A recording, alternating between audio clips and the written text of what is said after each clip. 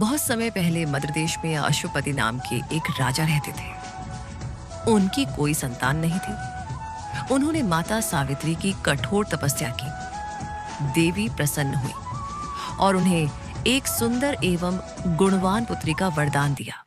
राजा ने पुत्री का नाम सावित्री रखा। सावित्री बड़ी होकर अत्यंत बुद्धिमान, तेजस्वी और पतिव्रता बनी। विवाह योग्य होने पर उसने स्वयं अपने पति के रूप में सत्यवान को चुना। सत्यवान वन में रहने वाले सत्यवादी और धर्मात्मा राजकुमार थे।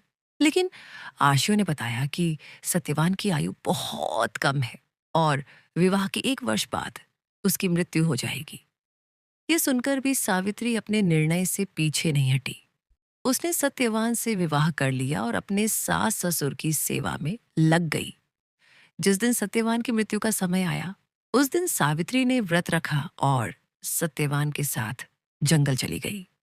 जंगल में लकड़ी काटते समय सत्यवान अचानक बेहोश होकर सावित्री की गोद में गिर पड़े। तभी यमराज उनके प्राण लेने आए। सावित्री ने यमराज का पीछा किया।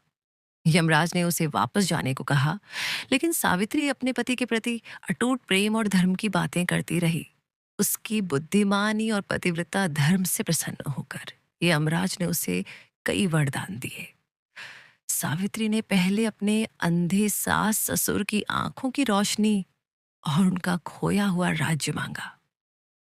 फिर अपने पिता के लिए 100 पुत्रों का वरदान मांगा। अंत में उसने अपने लिए भी 100 पुत्रों का वरदान मांग लिया। यमराज ने वरदान दे दिया।